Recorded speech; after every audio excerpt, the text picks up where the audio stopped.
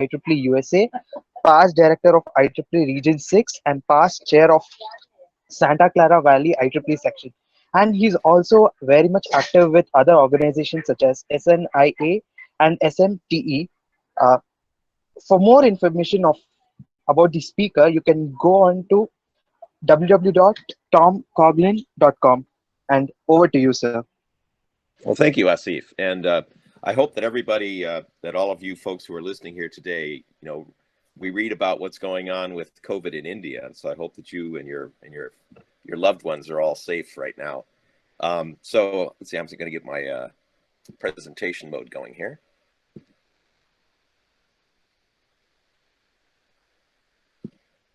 If you'll excuse me just a minute.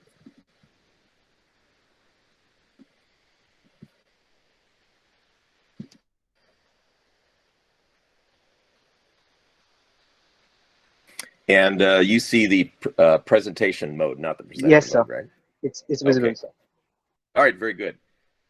So I'm going to talk to you today about some trends, interesting things that are going on with storage and memory, going all the way from the edge of networks and even into endpoint devices, all the way out to the data center. So here's an outline of what we're going to be looking at today. First of all, I'm going to talk to you about what's going on with traditional memories, limitations we've got, and why we need emerging memory technologies, especially persistent memories. A lot of the conventional memories are not persistent, DRAM and SRAM too, if you turn the power off. We'll talk about software support for persistent memories.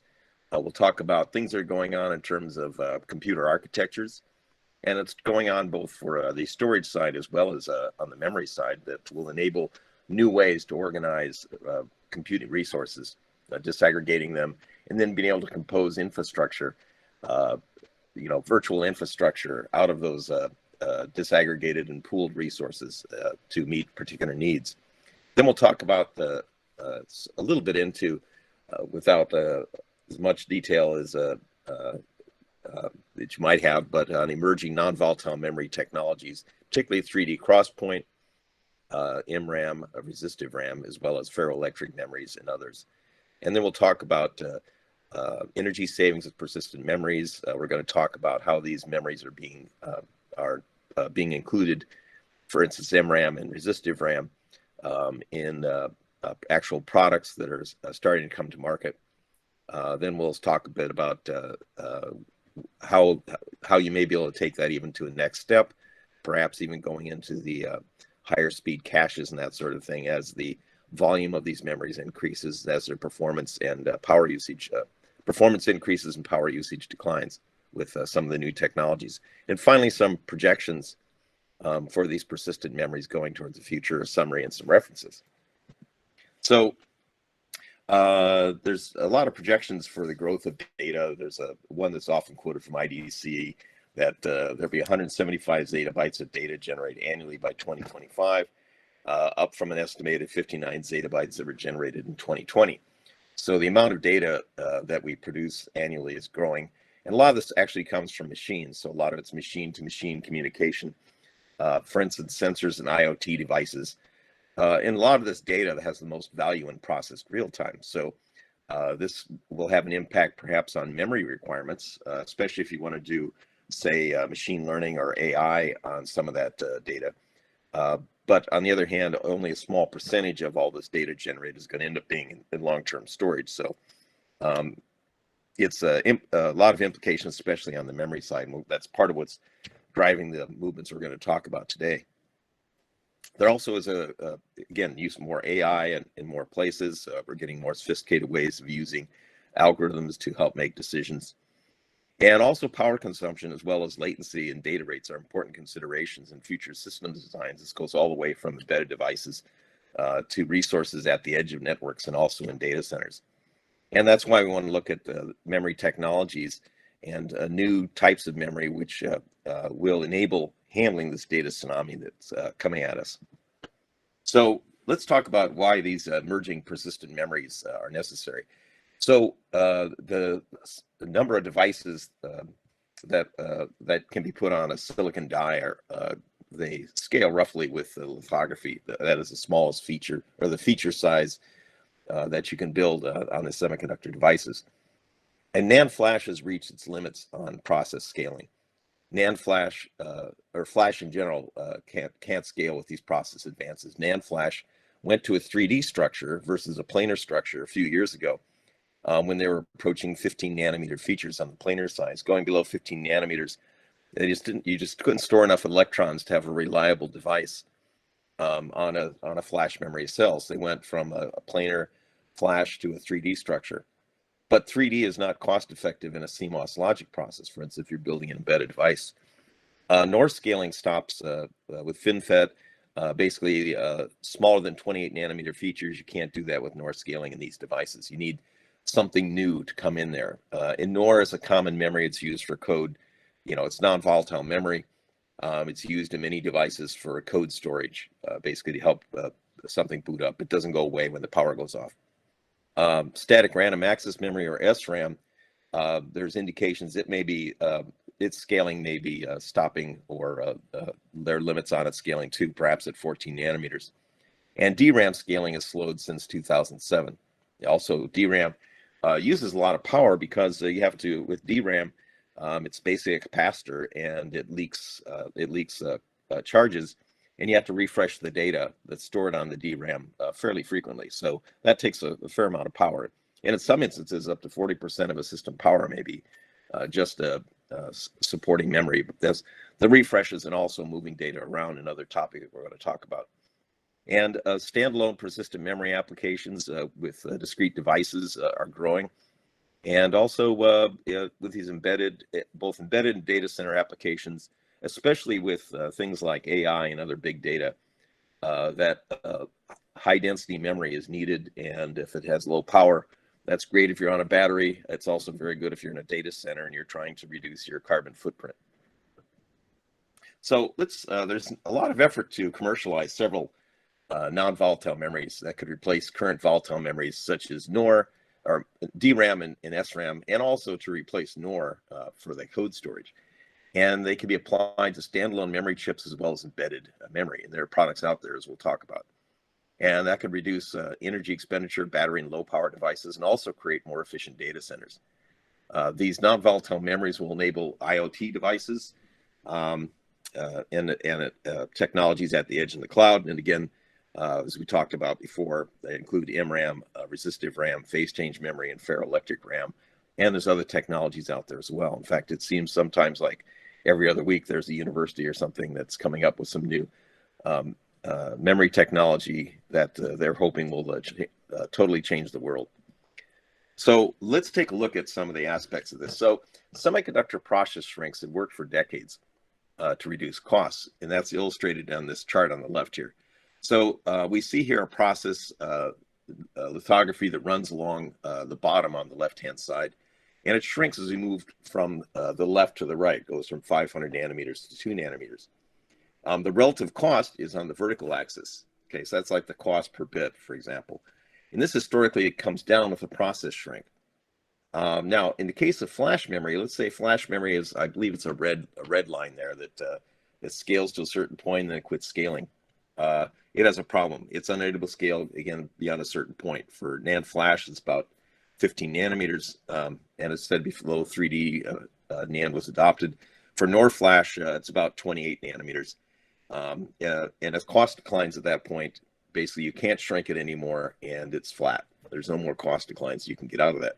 On the other hand, if you have a technology like this black line here, some sort of other memory technology, non-volatile technology like NOR flash, and it continues to scale, then its effective cost per bit is going to surpass that of the, it's going to continue to go down and be lower cost with that continual ability to scale compared to, say, the NOR flash here. And that's that black line shows. As that price goes down, it becomes more popular. That drives up volume. That also helps in terms of increasing more price and improving yields as you make more of something. And it becomes a very virtuous cycle for that new technology. So that's the hope for these technologies, is that they can take over when a prior technology basically quits improving with smaller lithographies. Now, the chart on the right shows cell size area for SRAM cells. These are presented at IEEE conferences over the past few years. Although the cell size on the vertical axis has been shrinking to keep pace with the process geometry that's running along the horizontal axis, it suddenly stopped shrinking, it seems, according to these papers, as the process transitioned from about 22 nanometers to 14 nanometers. Now, that's an important factor. Another important factor with SRAM is SRAM has 6 transistors. That has a pretty large footprint on a die. And as we'll talk about in just in a few minutes here, these emerging technologies are single transistor devices. They take up less space in the die, so I can effectively hope to get more memory on a given die space than I could with SRAM, which is going to be important for some of these applications, like some of these AI applications. Here's just a chart, a little complicated to take a look at here, but talk about capacity DRAM and showing that although it had a long run where it was where you had a pretty good shrinkage of the DRAM space, that in more recent years that started to taper off. So the ability to shrink DRAM is not as good as it used to be by going to smaller lithographies to decrease the size of the DRAM cells in particular. Now let's try to put these things in perspective now. So we see there's limitations on memory technology, but you know, as anybody who's paying attention to what's going on in electronics knows, they're continuing to shrink logic.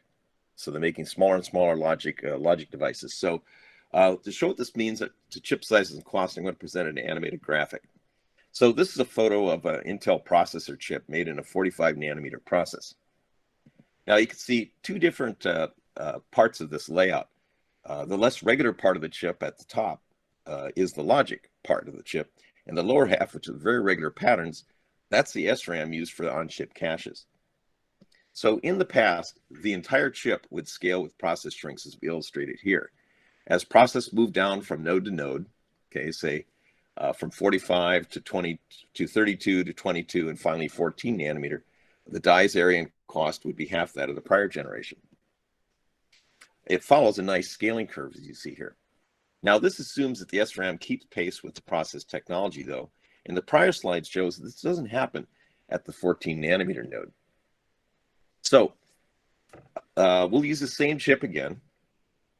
And again, we're showing the logic and SRAM here, keeping in mind the top half is logic, which will scale in proportion to the process, and the bottom half is SRAM, which will scale less aggressively.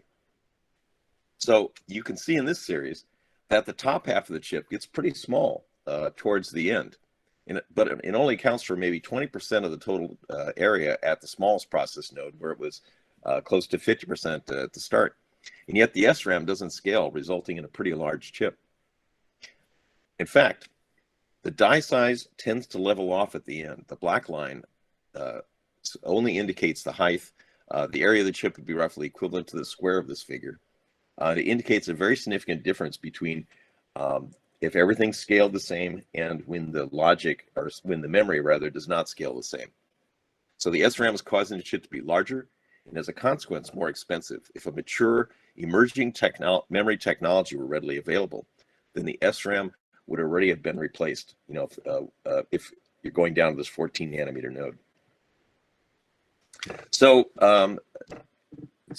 that's just a bit upon these scaling issues. Another thing to enable the use of new memories is that we have software that works with the hardware, and this is true both of storage devices such as SSDs, and that's why we're talking about NVMe here. NVMe enabled new ways to process data, access data for processing, and NVMe can also work over switch fabrics like Ethernet or fiber channel, things of that sort.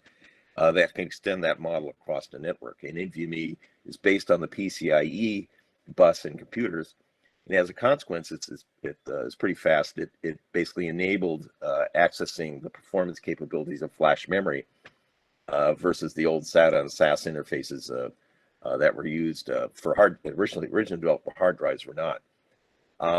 Now, as we go from storage into memory, remote access of data of memory. Remote direct memory access, for instance, we can get ways of this. We can try to access memory that's on some other, say, CPU or server. But also, there's new technologies developing that can allow us to deal with memory itself.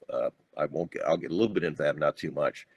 And these emerging fast persistent memories are going to enable new computing connection models with greater efficiency.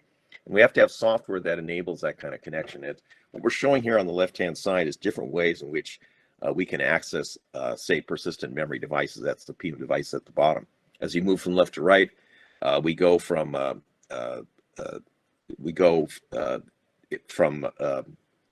file-based systems, for example, and then at the very far right, we show the possibility which some of these new technologies make available for applications to directly access persistent memory devices. And software is gradually being built. That's especially on the NVMe part that supports this. And as we move into some new memory-based technology, as well as the storage-based fabric technologies, they will be even more capable. But it takes a while to bring in this new software into play that could take the full advantage of these new hardware characteristics. Now, this is important because if we take a look here on the left-hand side, we see sort of a traditional, say it's a CPU, central processing unit, centric architecture. So each CPU has its own memory, of different types of memory. It's got the processing chip. And with the slowdown of Moore's law, people have done a lot more to, people are looking at breaking up traditional CPU type architectures to get more disaggregated.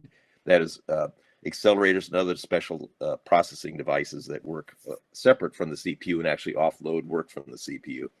And it's also led to both looking at storage and creating fabrics of storage, for instance, NVMe over fabric, as we talked about earlier, in order to be able to pool storage devices separate from the servers, from individual CPUs or servers, be able to pool those and then be able to process them. We're also seeing similar sorts of things that are going to be happening in the next couple of years on the memory side, where, for instance, CXL or Gen Z, as shown in the figure here on the right-hand side of the figure here, is being used to create a fabric where I can take some memory and create a far memory, if you will. Memory, of course, is a lot faster than storage. So I can create a far memory, have some near memory that's located near the processing units, but essentially disaggregate a lot of the memory. And you can also do this again for storage. So you move the storage and memory from behind the processor, and I can create then pools of memory.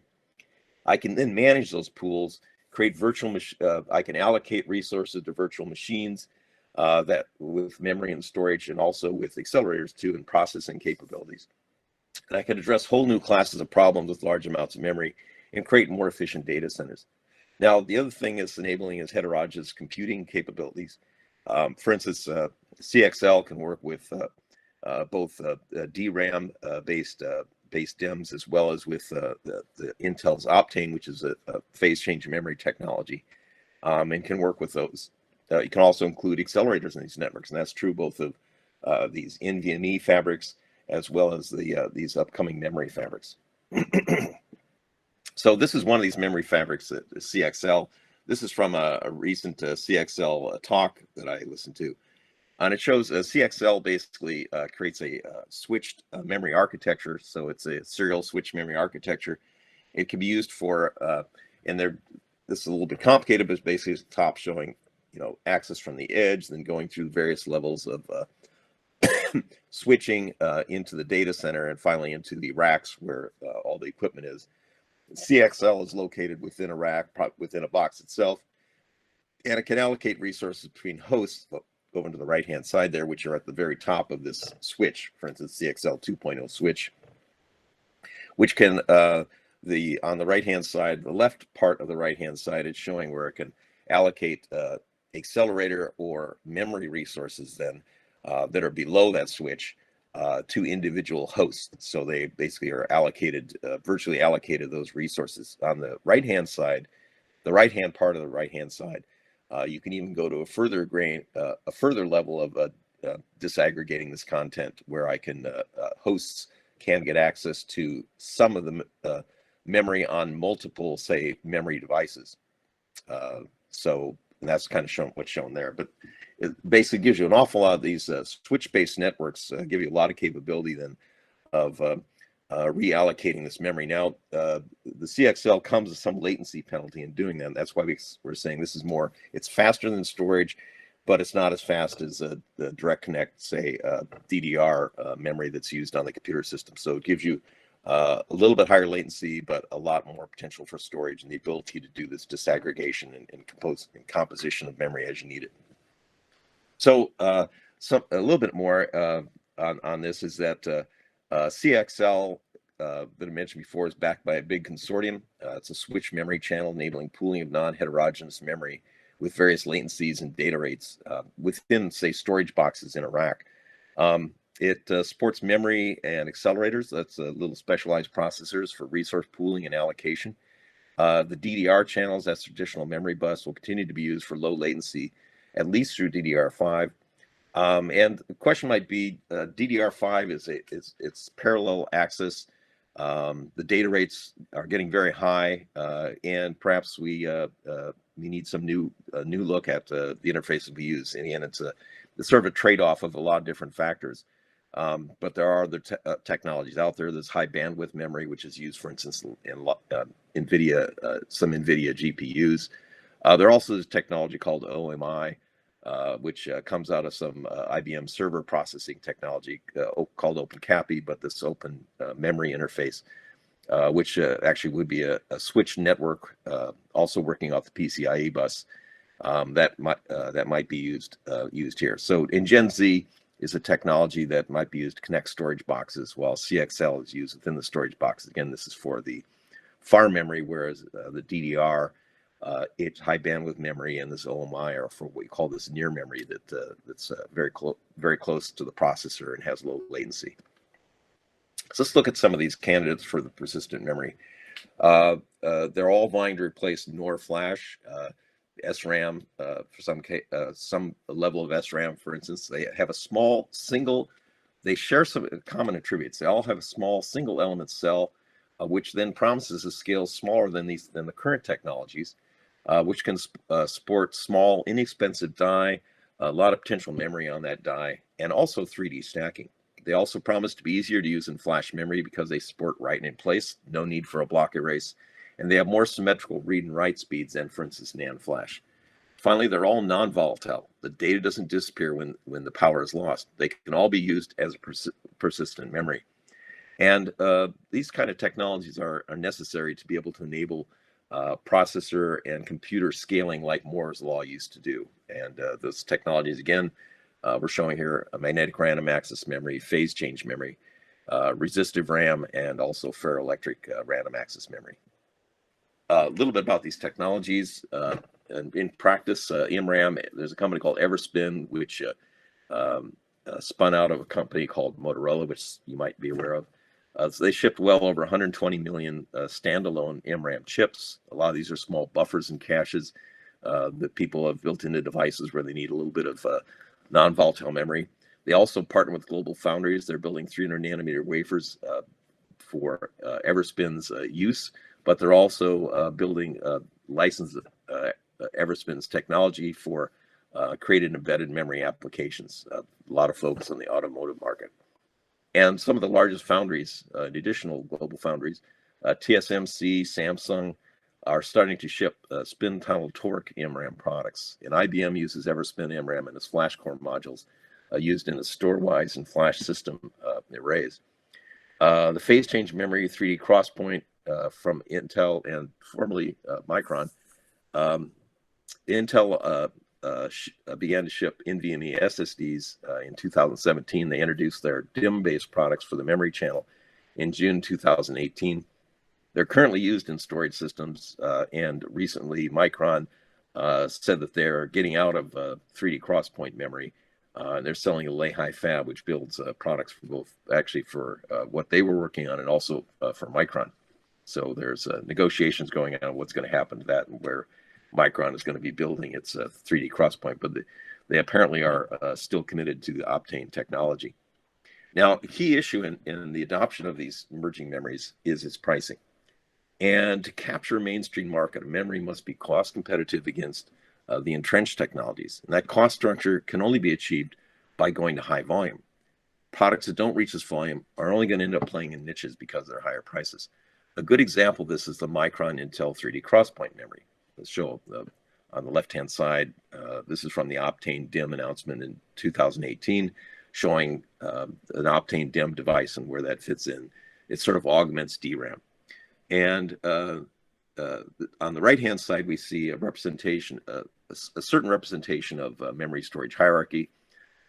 We're showing all manner of storage and memory technologies going from tape on the bottom left-hand side, hard disk drives, SSD, DRAM, and then the internal or external caches for computers, L1, L2, L3. And in between DRAM and SSD, we're showing 3D Crosspoint. Now, there's a vertical axis, which is the bandwidth, which basically is the performance of the device. The horizontal axis is the price per gigabyte. So Intel is trying to get 3D Crosspoint adopted in this memory channel here. It's faster than Flash, but it's slower than DRAM. But to fill in the hierarchy, as is shown here, it must be priced below DRAM. Otherwise, Intel's customers would just buy DRAM. Although Intel's cost of making 3D Crosspoint is not as low as the price. So basically, they've been subsidizing the manufacturing of this 3D Crosspoint. The hope here would be that it becomes popular enough that the volume gets to be high enough that their cost eventually will go down below their manufacturing. Their price would be above their manufacturing cost, but they haven't reached that yet. Now, Intel's willing to do this because their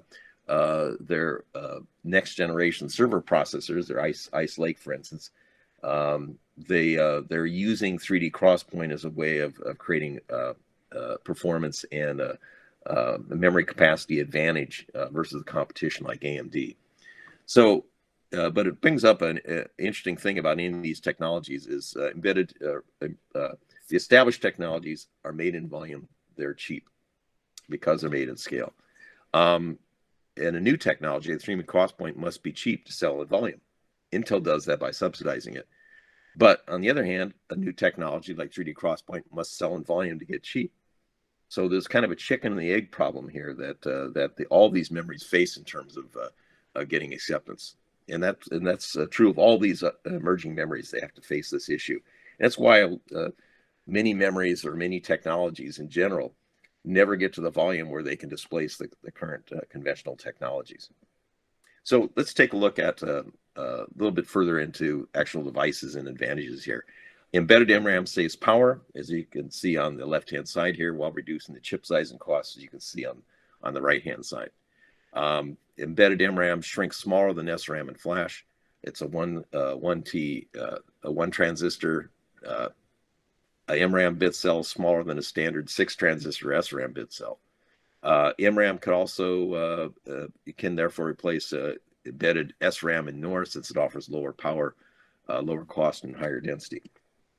Now, we mentioned before, and just say again that the major semiconductor foundries are offering MRAM and also resistor RAM options. That includes TSMC, Samsung, Global Foundries, UMC.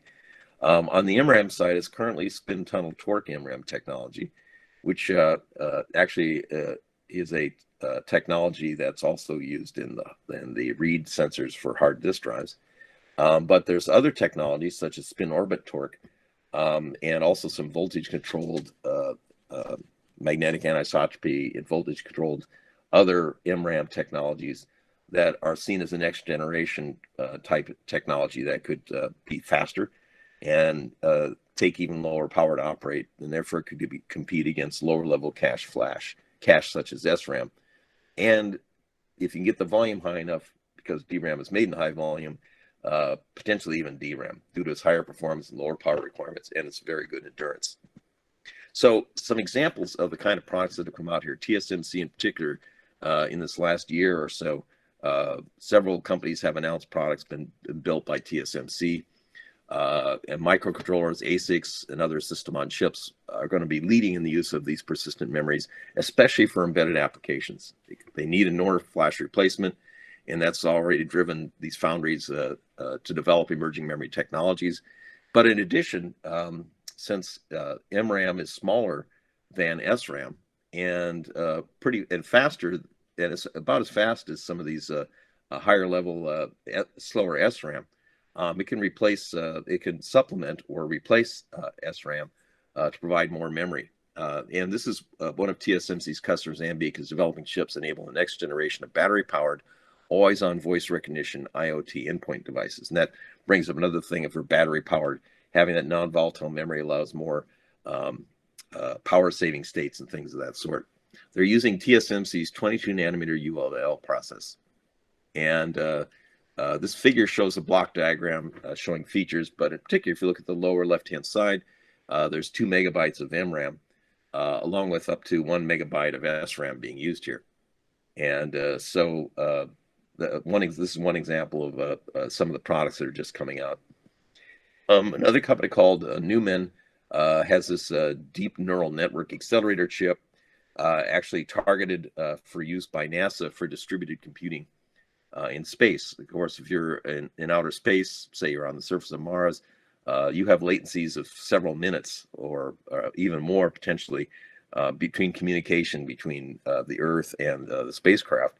And therefore, these devices, these spacecraft need to make decisions on their own. So they're trying to build artificial intelligence into these devices, if you will, or this deep neural network that can be used to make the decisions in space. Another thing about MRAM for this application is radiation hard. It is high endurance. And of course, it's non-volatile, so it reduces energy requirements, which are important for instance, a battery-powered, solar power charged battery system like they use here. So it does, this allows them to do this neural network to make decisions on the spacecraft. And that's what this particular product, again, coming from TSMC for Numen, is based on. There's a bunch of other MRAM products out there. TechInsights at the 2020 Flash Memory Summit gave showed discussion of several of these. Renesas has 8 megabits of MRAM in a product that they make. Also, Samsung Foundry makes a Sony MRAM for a Sony GPS receiver that they built the chip for. It has MRAM in it, which is used in a Huawei smartwatch, for example. And there's some pictures of some of that structure of the device that's shown below. That's on the right-hand side. Other things about these emerging memories, which include MRAM, but resistive RAM, phase change memory are more common, is the idea of doing neuromorphic computing, which is using the memory characteristics to create networks of these memory devices that act as sort of weighting functions that emulate the working of the synapses in the brain. So they call this a neural network because it acts somewhat like the brain, which could be used. A simplified type of inference engine that can perform an enormous amount of math at low precision in a very short time. And that can be useful for some applications. Again, one of the characteristics of the slowing down of Moore's law is people looking at a lot of alternatives on new ways of computing, both the process itself and where you do the computing. So we talked about MRAM. So resistive RAM companies, Dialog bought a company called Adesto Technologies, which has been shipping their version of resistive RAM technology as standalone memory for several years.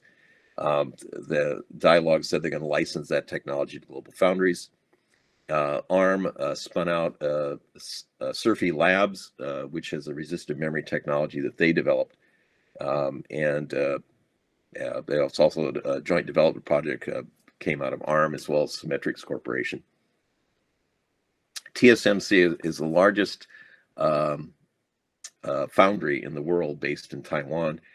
This is a roadmap that they showed last year, showing, for instance, with data and code storage, the movement from eFlash, which is NOR flash, after about 28 nanometers, into, as it's showing here, options for MRAM, a type of MRAM for this code storage, resistive RAM, or even a phase change memory.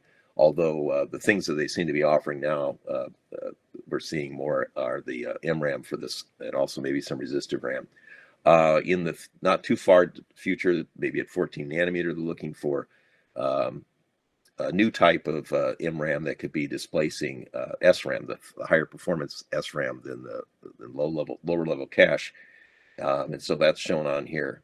And there also is showing here as well other types of MRAM and resistive RAM used for what they're calling configuration memory here. So this just shows some of the roadmap introduction of these processes to go into real devices. Just a little bit more on the TSMC. On the left-hand side, we're showing their resistive RAM products that they did tape out, which is a step in the process of building devices in the second half of 2020. And this basically is a 22 and 40 nanometer process right now. On the right-hand side, it's 22 nanometer resistive process, MRAM process that's being used for these products we're shown before, but also targeted for automotive qualifications they were looking at, working on. Their plan is to do a 16 nanometer MRAM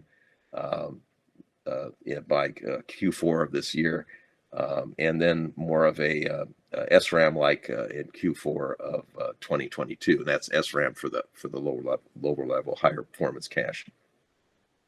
So something to think about it. This is more looking at the future. As persistent memories get faster, they will move from the traditional storage and memory tier with 3D crosspoint, and perhaps they'll become an important part of the upper right-hand side of this diagram. It starts to displace cache memory, even in the processors themselves. But very interesting aspect when everything becomes non-volatile.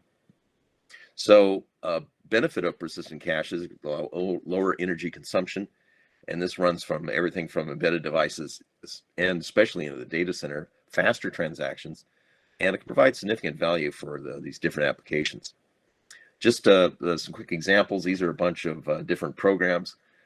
This was looking at performance of these different programs on hard disk drives, SSDs, and then persistent memory. This is from a study from Carnegie Mellon University, Penn State, Intel, and AMD. It compared the energy consumption for these different types of system. You can see a number of these software programs. You get a lot of savings going from hard disk drive to SSD, and for some of them, you get even further savings going into persistent memory. So this shows that potentially there's additional savings in energy consumption, and therefore lower carbon footprint, probably lower carbon footprint. In going in these persistent memory applications. This is not including with the persistent memory replacing the cache, but that shows it does show the potential for significant improvements. Now, power consumption is probably the most difficult issue facing hyperscale data centers. Already, they're using a few percent of the world's total energy production, and the use of non-volatile cache can result in less data movement. Okay, for instance, I don't have to move data from non-volatile storage into the memory. It just stays there when the power goes off. That can lead to faster powering, lower powering consumption. Also, could enable some new technologies. This is a company I talked to a couple years ago called Lancium.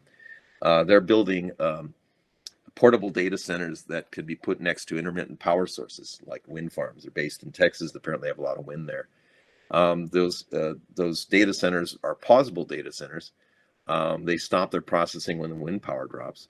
And if you had non-volatile caches, that would allow faster recovery of operations when the power consumes. And in general, that could allow faster recovery. It also means that perhaps in systems where I have non-volatile memory in those caches, that I don't need as big a backup power as data centers currently do in case other power loss. This is one case, but there's other things cause power loss as well. So there may be another savings and another reduction in complexity of these data centers. Now, higher end embedded systems use processing with internal cache memories. They include cell phones, autonomous vehicles, high-end instrumentation like the MRI scanner pictured on the right-hand side. Again, for power, for battery or energy constrained systems, that energy savings could be a considerable advantage. MRAM and SRAM scale better than SRAM. So another thing is that I can get more algorithmic or more weighting functions, say for an machine learning inference engine, for example, in these devices that I create more capability by doing that, which seems like it's in the future for many of these applications and devices, particularly at the edge or at the endpoints. So this chart comes from a report that a colleague and I did called Emerging Memories Find Their Direction. looks at the total emerging memory market, which right now are characterizing as 3D crosspoint and MRAM. And this the chart here shows petabyte shipments over time out to 2030 projected. It compares the top NAND flash, the DRAM, and again, it's a log scale, so you have to keep that in perspective. The growth of 3D crosspoint, where it starts to approach the total petabytes of DRAM, presumably as the cost goes down, real cost goes down, and also our projected scaling for MRAM. And this includes both embedded as well as standalone applications, a lot of it being driven by inference engines, another type of IoT embedded devices.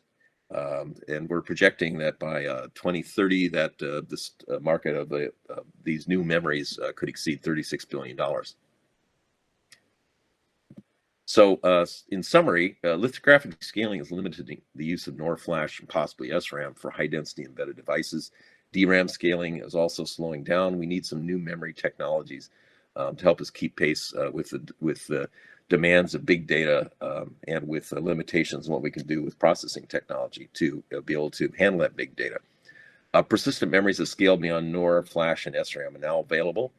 They will change, and they will change, and they are changing the storage and memory hierarchy. MRAM and resistive RAM, especially these embedded low power applications with inference engines for AI and ML. And it's also looks like there's technologies like MRAM that may eventually replace SRAM cache memory. If you get into enough volume and low enough cost in these devices, they may even threaten DRAM down the road. That improves performance and decreases power use from data, all the way from data center to embedded devices. And we see that these technologies could generate over $36 billion in annual revenue by 2030. So this is just some picture of what the information on the report there, and this is a report we sell. And here's some references here that might be useful. And just for those of you that are IEEE members, more than student level, there is a slate of officers right now for the Office of 2022, IEEE President-elect Francis Gross, Safir Rahman, SK Ramesh, but there also is a petition available for signatures, and I have a petition to run for IEEE President this year. The link is at www.ieee.org/petition, and just to let you know that, and I'm open for any questions that you folks may have, and thank you for the opportunity to speak